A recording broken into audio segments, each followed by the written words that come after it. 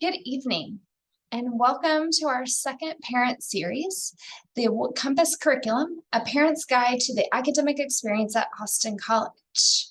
We have three wonderful presenters this evening: Dr. Lisa Brown, Dean of Social Sciences, Dr. Michael Higgs, Dean of Sciences, and Dr. Greg Kenzer, Dean of Humanities, who will be on shortly to present some information to you as parents that will help you support your student as you guide them through their academic experience from your home.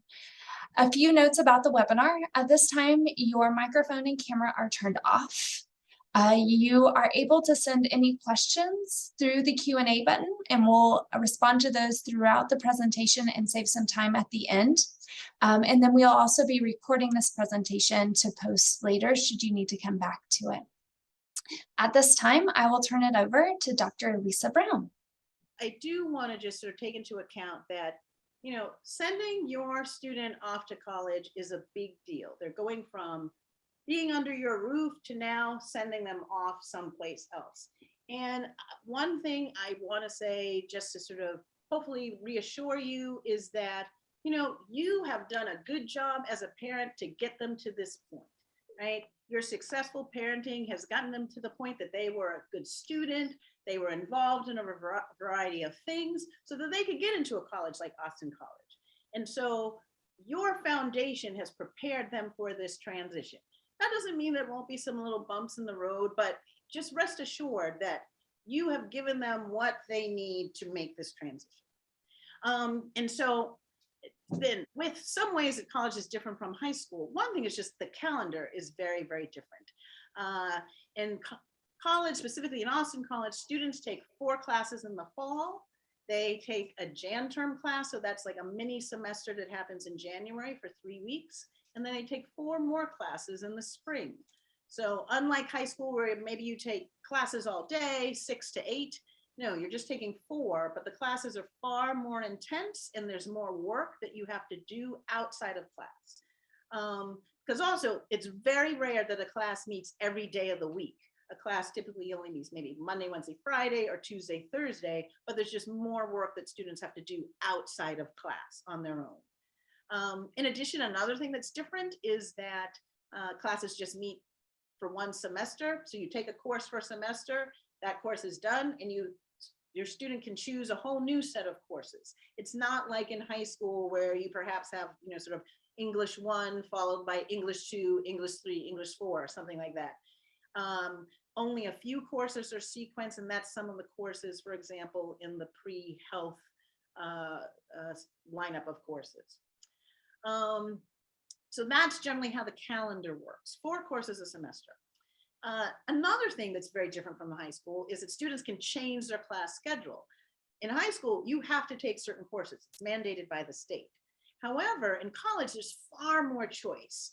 And so there may be times where a student feels, you know what, I actually can take on an additional course. I'm actually going to take 5 courses this semester. But there may also be times where a student's like, wow, these courses are more intense than I thought they were going to be. And in order to do well in the courses I take, I actually need to drop a class. And that's something that just would never happen in high school. And so just if your student says, oh, I need to drop a course, don't think that this is, means that they're about to flunk out or they're not doing well. This is just something about being strategic, right? That if you really want to concentrate on 3 of your courses and do well in them, then doing mediocre in 4 of them, that may be a reason why students drop the course. The earlier in the semester you drop the course, it means it does not show up on your transcript, that is the report card at all, versus later in the semester, if you drop, it will show up on the transcript, that is the report card as a W, which means the student withdrew from the class. But that W is not calculated into the GPA at all, but it is signaled on their transcript. And there is a point at which you can't drop. So if a student is really thinking they need to drop a class, they should do it earlier because it gets to a point where they can't do it later. Then you may be thinking, well, just 4 courses a semester, like, will they actually finish on time? And yes, they will, because at Austin College, you need 34 classes to graduate, as 34 credits. And so if you take 4 a semester for 8 semesters, that's 32 right there. And then in taking Jan terms, that makes up the extra 2 and actually extra 3. And so, yeah, they will graduate in 4 years. And then lastly, at least on this slide, what I want to talk about is if ever your student has questions, there's the mentor who is going to be their first year seminar instructor who will be their academic advisor for 4 years, unless the student wants to change to a different mentor. And there's also the academic success team who can also help students stay on track, because sometimes unexpected things happen. The student may have a major illness where they need to leave for a semester, and it's that academic success team that can help them sort of figure out, oh, can you still graduate on time, or how do we inform your professors, etc. Okay, next slide, please.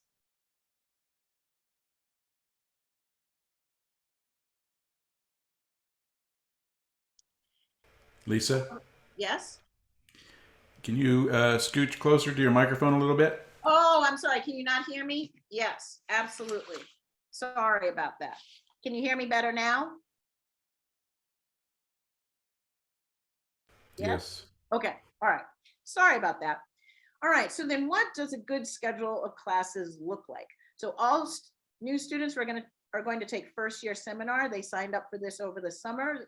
That first year seminar instructor will be their mentor. And this is a class that is sort of in part an introduction to college, in that it does have some academic content, but also will introduce them to other key on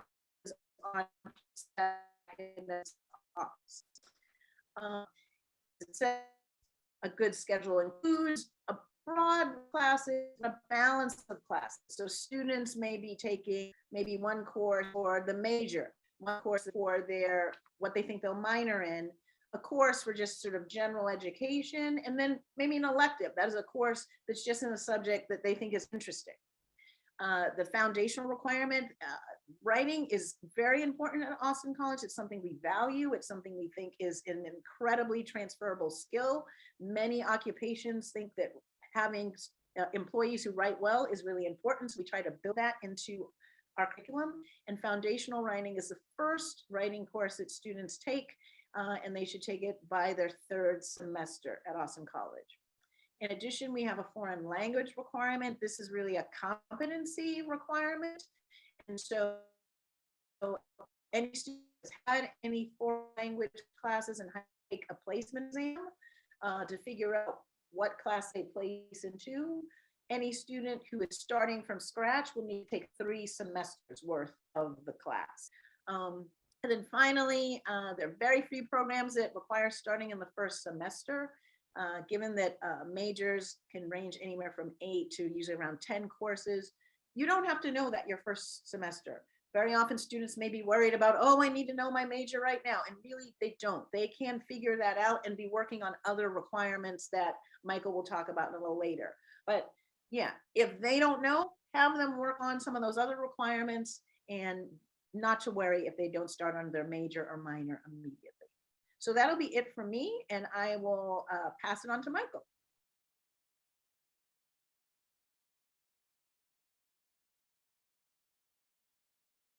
Michael, you're muted.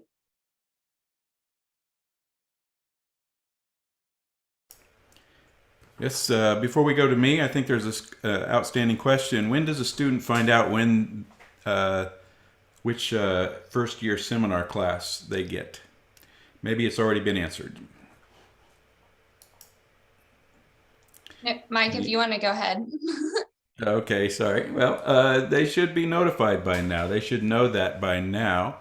There is a way for the student to actually check to see what section they get. They can go to what we call Webhopper. It's hopper.austincollege.edu and log in and see their current schedule.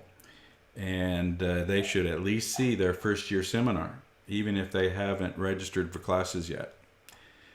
Bailey, is that good enough? It is. And if the student can't find it, call the admission office on Monday, and we'll be happy to help the student out. Right. So hello, everybody. Thank you for being here. I'm going to share my screen just because I want you to know where this information is in case you want to look it up as well. And I'm going to start at the Austin College website, www.austincollege.edu. I think you should be able to see it now. And there you'll find a pull down for academics. And under the academics pull down, you can see there's an option for academics home, and then slide right over to the Compass curriculum. And the Compass curriculum really defines the core curriculum that we expect of all students at Austin College. Every student should be guided by this curriculum. And the idea of a compass is intentional. The compass does help navigate through our liberal arts curriculum that gives them a lot of freedom, but also encourages them to explore without getting lost.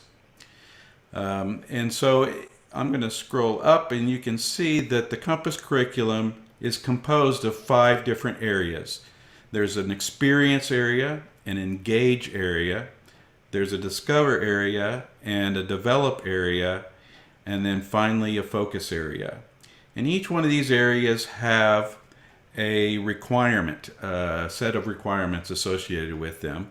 And by the time the student leaves Austin College, they will have satisfied each one of these requirements.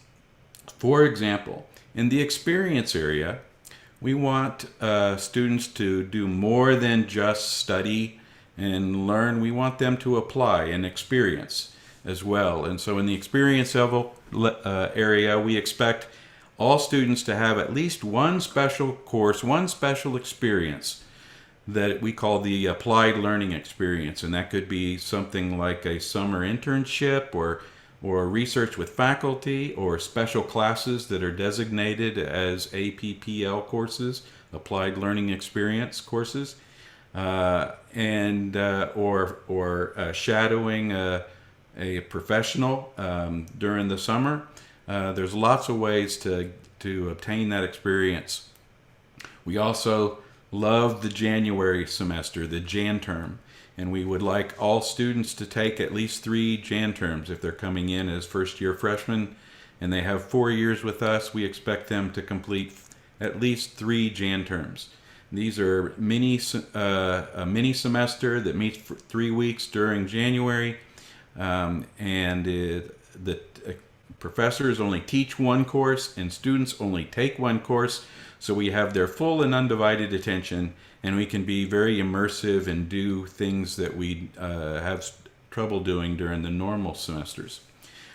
These experiences can be abroad, but also on campus as well, and they're wonderful experiential courses. We also expect all of the students to have a first-year experience with their first-year seminar, and this will help students transition to college work at Austin College, point them in the right direction, give them resources, develop their writing skills, their communication skills, and also learn something very interesting that they might find interesting too. So that's the experience area. In the engage area, we would like all of the students to have at least one class that takes a global perspective, that is not just focused on Western culture as it is manifest in North Texas. We would like to explore a class to have some global diversity. And so there are many classes at Austin College that have the GLO code on them that focus on global diversity. For example, there's one this coming semester on world music that surveys different world music all over the place. It looks really, really interesting to me. We also want every student to have at least one course on systems of power, privilege, and equality, where we talk about non-dominant culture groups, and the power dynamics that happen in that area. There's lots of PPI courses that unpack that for the students as well. And of course, we'd like all students to be able to communicate in more than one language, one more language than English. And so if your student has already had some experiences They can place into the right language course and finish to a certain level of competency, that they have some mastery of an additional language. Okay. Also, we have an area that's called Discover, and this really is where we would love them to explore. Austin College wants your student to explore different areas, different subjects. And so in order to do that, we say all students should taste at least 4 different courses in the humanities. Now, the humanities division, that's where you'll find art and music and English and philosophy and history and religious studies, media, theater, communications. There's lots and lots of subject areas that are packed into the humanities division. And we would like students to take at least 4 courses, 4 different courses in that, so they can taste the humanities. We also would love for them to discover the social sciences. That's where you see departments like psychology and sociology and economics and business and education and athletics and political science and more. And then finally, we want all students to taste a little bit of science, to take at least 2 courses in science, one with a lab and one without a lab, or they can take 2 with a lab if they'd like that. And so that's the Discover area. It's meant to let them explore, let them discover. We don't have a strong list. You have to take this course and that course and this course. We really want them to select the courses that interest them. That might be something to follow. We also have a Develop area in the curriculum. The Develop area develops foundational skills that we think are important, like writing. Foundation writing courses, which we call FW courses. Those courses have the code FW on them. When students are searching for courses when they're about to register, they often will look for these codes like PPL or PPI or GLO, in this case FW. The FW course sets a good foundation for writing skills. We'd like them to see that in the first 2 the first 2 years, early in their tenure at Austin College. And then in their after that, we want them to come back and learn more writing, advanced writing, in context of what they're interested in. And so we want them to take 2 more courses that have the advanced writing development skills addressed. We want everyone to have some sense of numbers and proportions and percentages and statistics. And so there are many courses scattered all around Austin College that provides quantitative literacy. And as long as they take one, eventually, we're happy that they get some exposure to that. And then everybody should move around a little. We want even our non-athletes to move around a little. They can take a lifetime sports course like pickleball or yoga or weight training or running, things like that. But maybe most important is the area of focus for your student. We want your student to pick a major and a minor. Every student should have a major and a minor, unless they have 2 majors. Some students will choose 2 majors, and I've had some exceptional students who selected 3 and finished 3. But you typically have to take some heavy loads to finish with 3 majors. Anyway, so every student will have an area of focus. And so that's the curriculum. We want them to experience. We want them to engage. We want them to discover and explore. We want to develop certain skills. And we want them to find their focus. And at Austin College, the liberal arts creed is to let them find their focus. All right, so that's the presentation of the Compass curriculum. Are there questions that are lingering out there?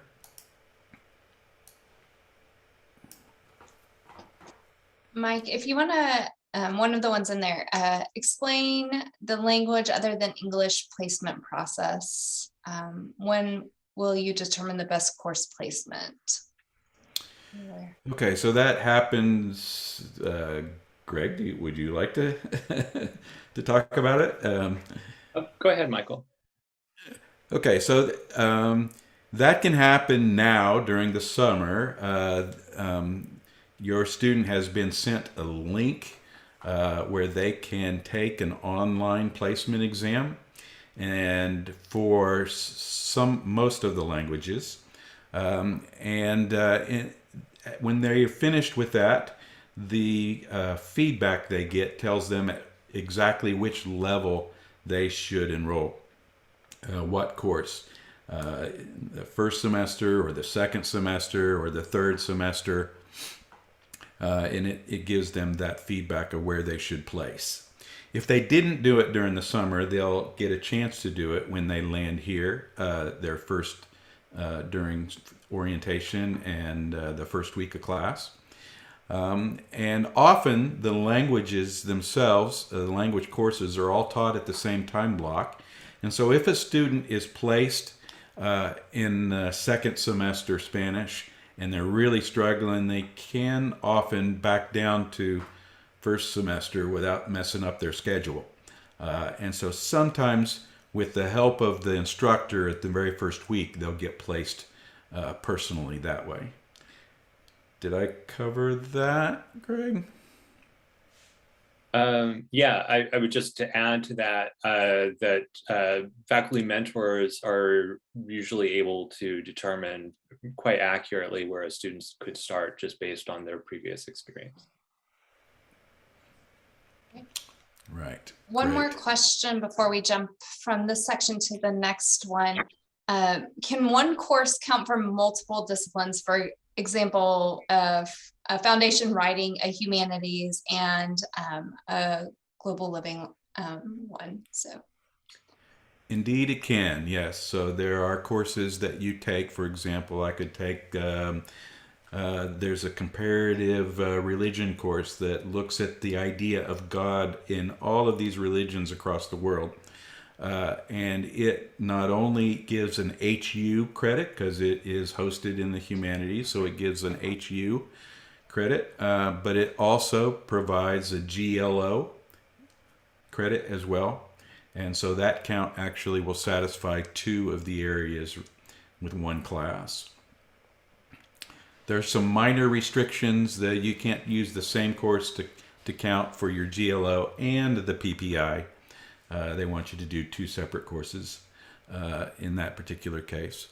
But in general, yes, a course can satisfy more than 1 requirement at a time. wonderful. Thank you, Mike. Okay, very good. So at this point, I think I'm turning it back to Greg. Good evening, everyone. Are we looking at the slide on how liberal arts education is different?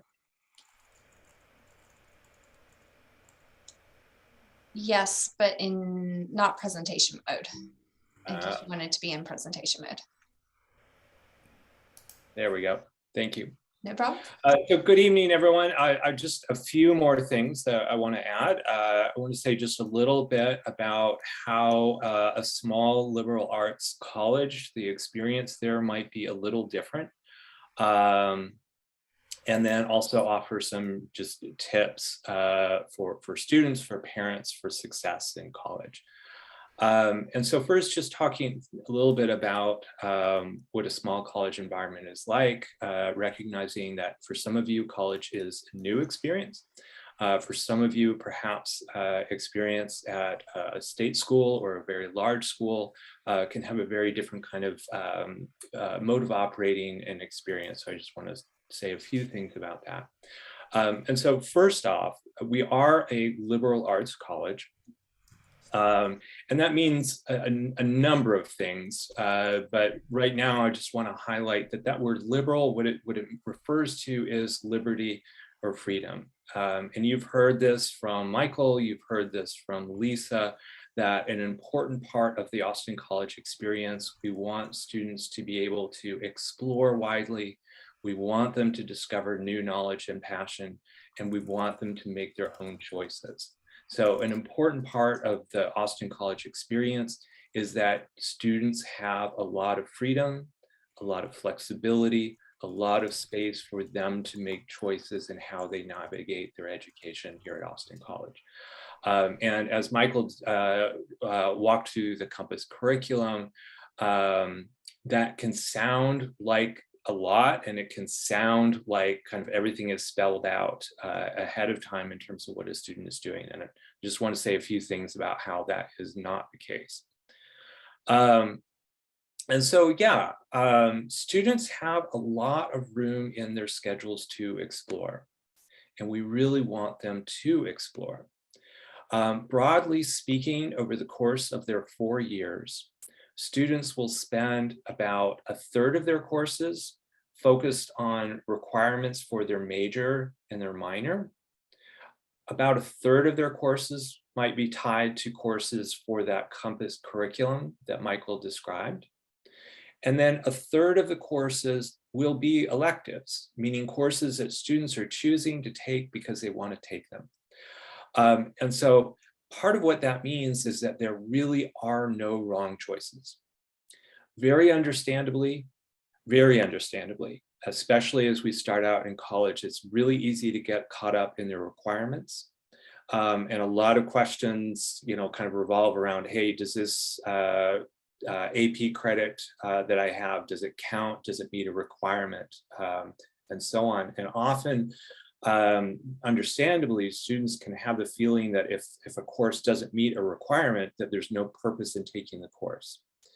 And very importantly, I want to push back on that feeling. Even if a course does not meet a requirement, it does not mean there's no value to that course. We really want we really want students to explore widely and try new things. So to try to resist the impulse to collect requirements right away. I would also add to what Michael was saying in answer to the question about whether courses can double count. When we describe the requirements, it can sound like a lot, but students are able to work through those requirements really pretty easily and fairly quickly. So it's not as much as it might sound. So related to that, I would also want to say that students can and do change their minds about what they want to major in or minor in, and they still graduate on time. Changing their minds is, I think, a very normal, healthy thing very often for students. Students can change their major in their junior year and still finish on time. They need to plan, they need to work with their mentors. But if your student comes to you, next month or next year and says, "Hey, I was going to major in this, but now I want to major in that," don't panic. It's something that is really very doable if they do change their course. And so the last bullet on my list here relates to that. We actually, and this is different from many colleges, we actually do not have students declare a major or a minor until the end of their second year. So your student might, right now be thinking, "Hey, I'm going to major in economics, or I'm going to major in philosophy, or I'm going to major in biology," and that's fine, and that might be what they major in.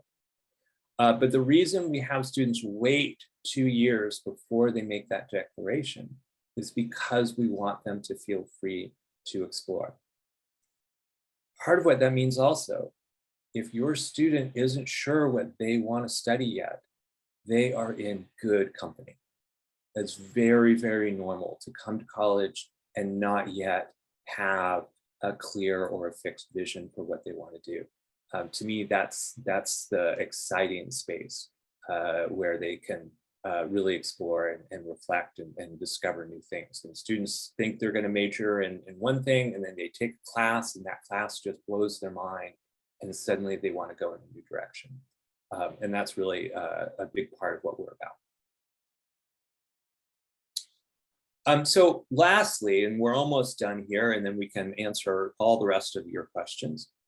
I want to offer a few tips for success, for student success, for you as parents who are understandably invested in wanting to help them succeed.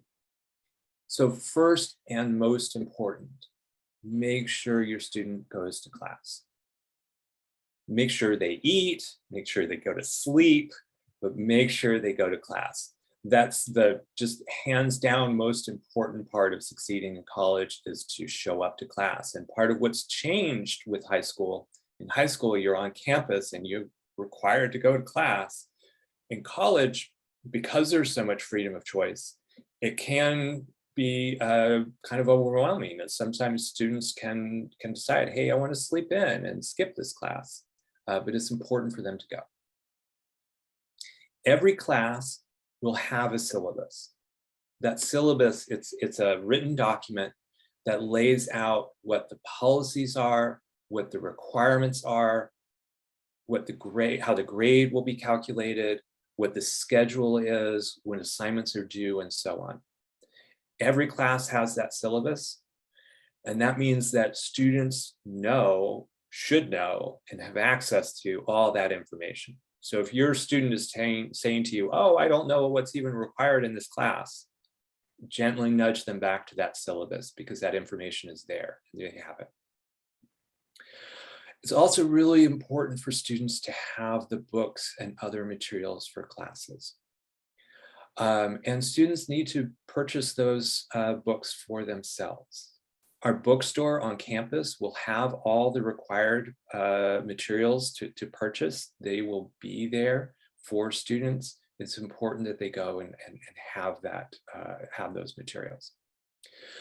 Moodle is the kind of weird name for our online learning system.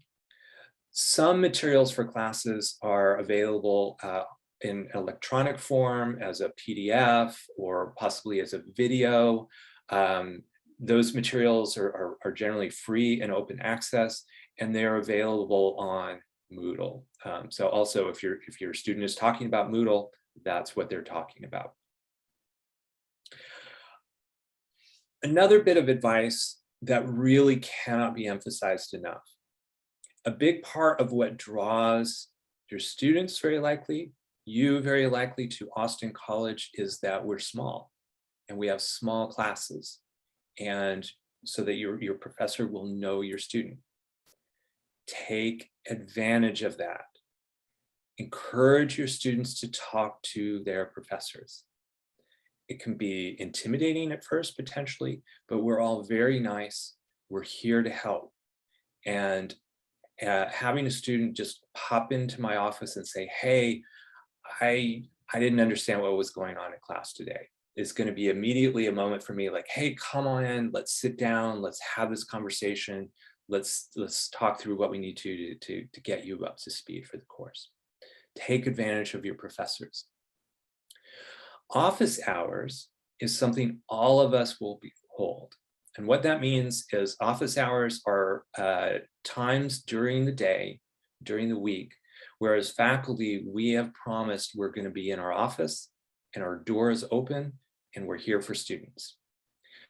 Students can and should drop by during office hours at any time. Just drop by, stick your head in our office, and we're there for you. Related to that, the mentor relationship at Austin College is really quite special.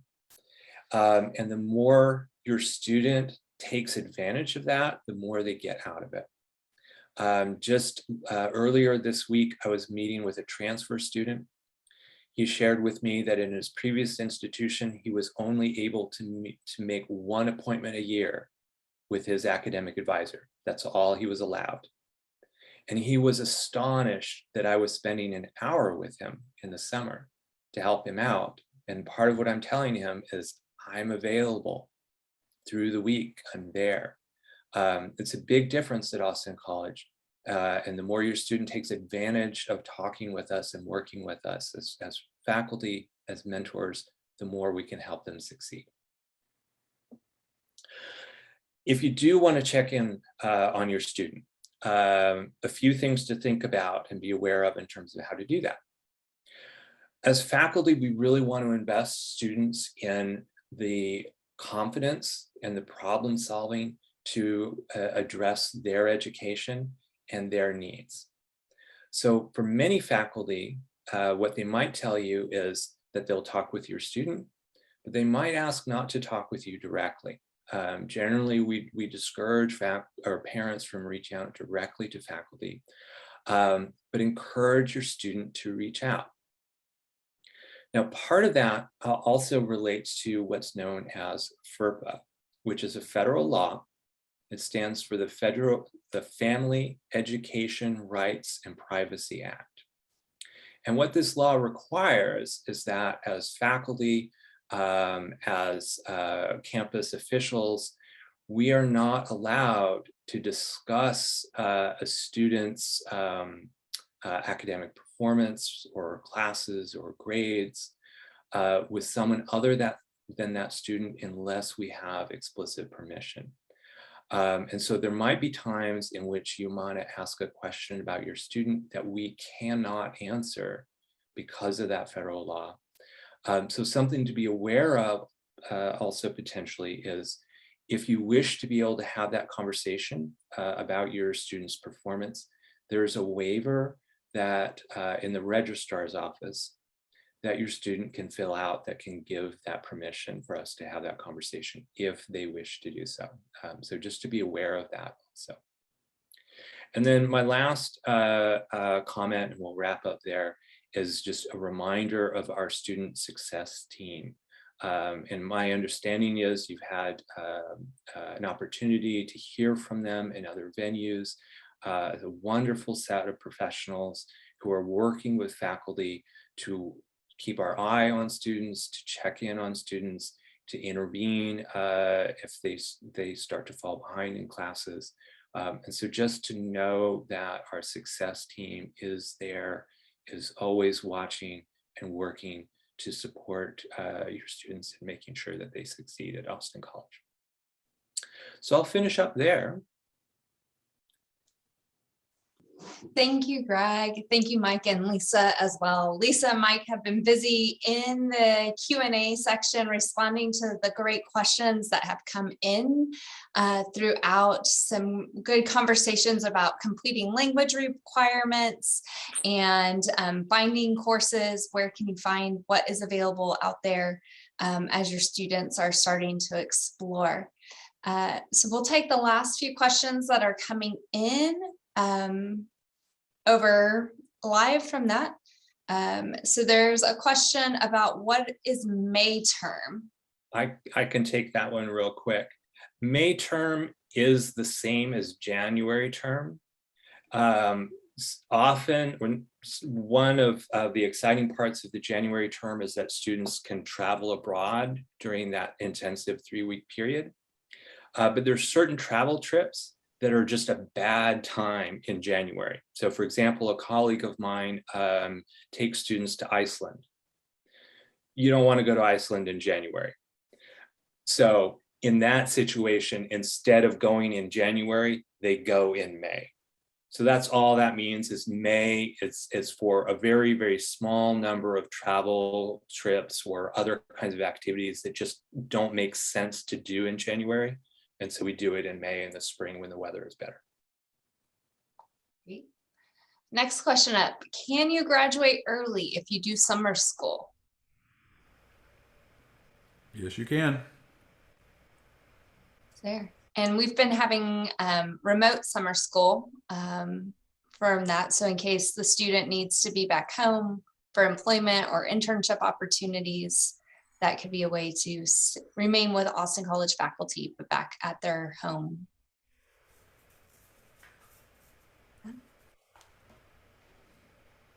We'll give it a few more. Can I just add something Yep. about the graduating early? Sometimes it can also happen if a student comes in with a fair amount of either AP credit or international baccalaureate credit or dual enrollment. That's another way to do it. And that sometimes is also why students, once they're sure that they can handle the workload here, maybe take 5 courses a semester to speed that up some as well. Great. Next question. Can a student athlete of a winter sport participate in Jan term?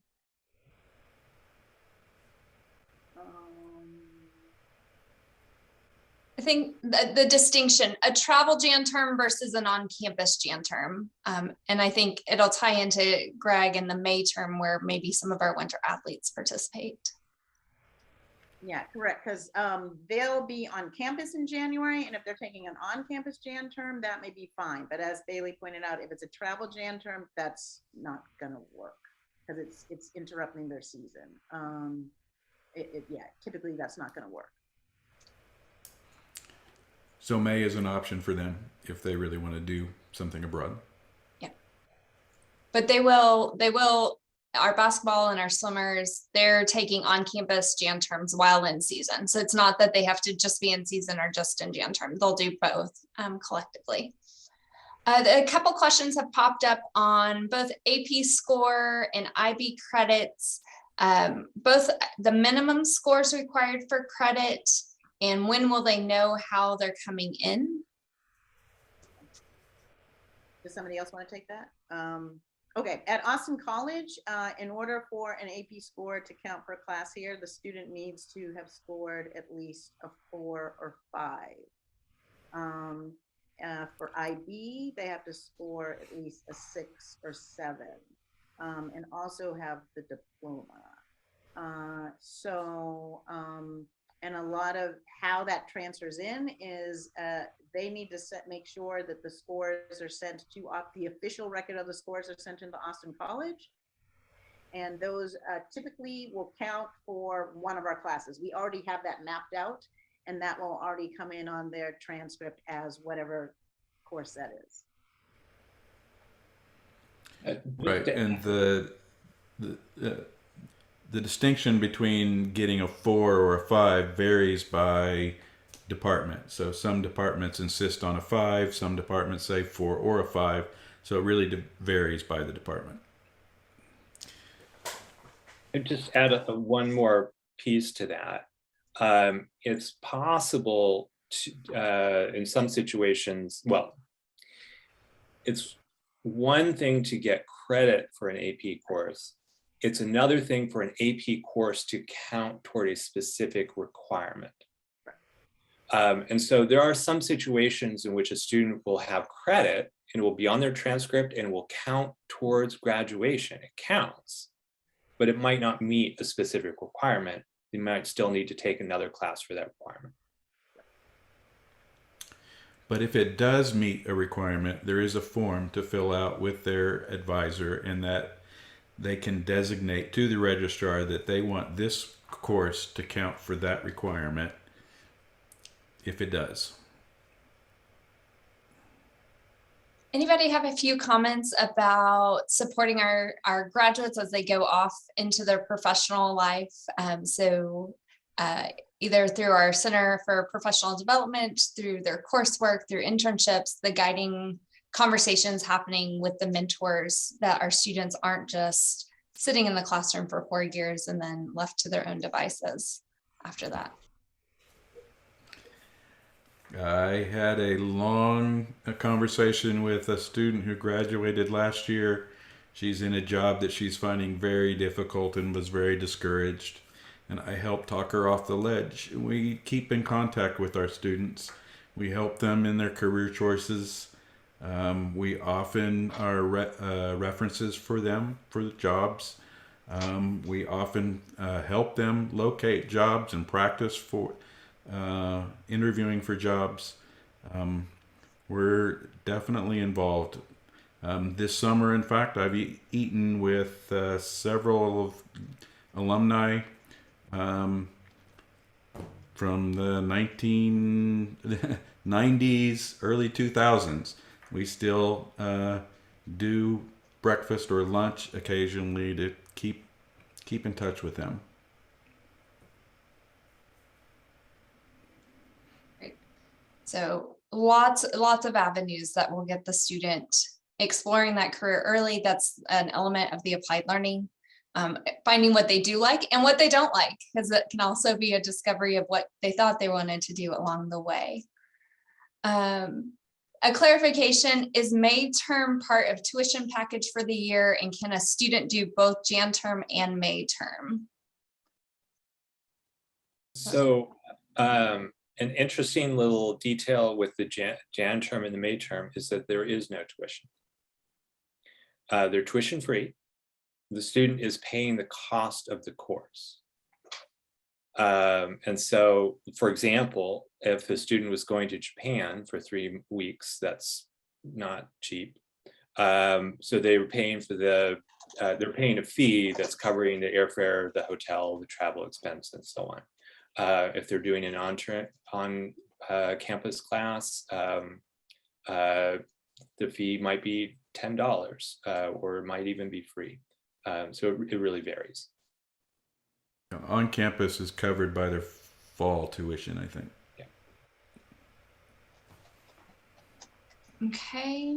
And just a final kind of clarification point, because language was a really popular topic there. It says, so if a student already has 2 years of foreign language in high school, do they need to take another year in college? So clarify how we're helping that student translate what they did in high school to what they're doing here at Austin College. I'll take that one too, if I may. So the requirement is to demonstrate the competency, the equivalent of a 3rd semester college level in a language. So what that means in practice, if a student has taken 2 years in Spanish in high school, very likely they'll start in the 2nd semester of college Spanish and then complete the 3rd semester and they're done. If a student is a heritage speaker, for example, of Spanish, speaks Spanish in the home, has spoken Spanish growing up, potentially fluent, then they may be able to meet the competency by simply, there's a process within the languages faculty for them to have a conversation in an interview where the faculty can just kind of verify and confirm that this student is fluent in Spanish, and then they're done with the requirement. So that's the process. If a student has the skill level that is the equivalent of that 3rd semester, they can meet with the language faculty and have that certified, and they don't have to take a class. Wonderful. We have time for one final question. Again, anyone who has further questions, the admission office is available. Monday we'll be back in the office and happy to respond to any of your questions then, but it's always a fun one to close on.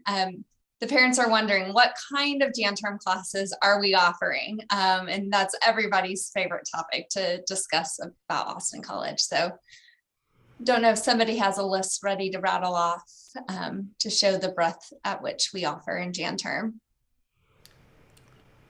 Not a list, but just some of the ways in which I think Jan term is really cool for both the students and the faculty, because it allows the faculty to do something different as well.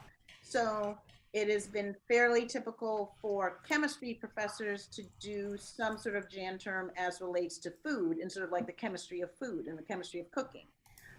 There's a chemistry professor who has done one that is sort of like the Mythbusters show, and using chemistry to bust certain myths like that. I actually have done one on sort of like the role of sports in society, but I use the 30 for 30 ESPN series of documentaries to sort of be a lens through which we look at sports in society. Let me see. Go ahead. On Webhopper, we see things like there's a prairie restoration Jan term where the students actually go out with the environmental studies faculty and perform prairie restoration on one of our properties. There's art and music and culture in New York City. There's a course on campus about the mathematics of music. There's a course on campus about introduction to genetics research. There's a children's literature course on campus. There's a study of the Disney paradox. We also have janterms that go to Ghost Ranch and learn skills, crafting skills, and other things at Ghost Ranch. And there's a public health course going to Ghana and volunteering to provide some health services and also study the public health area in Ghana. Well, I want to thank the panelists for joining us this evening. I want to thank the parents that joined in. I guess I said at the top of the hour, we are so excited to welcome you to campus. The grounds are being prepared, the halls are being prepared. The faculty are well rested and excited to be welcoming our students back to campus. There's one more parent webinar series on Monday presented by Student Affairs. So if you haven't registered yet for that, please do so, and we'll see you back here Monday night. Thank you, everyone.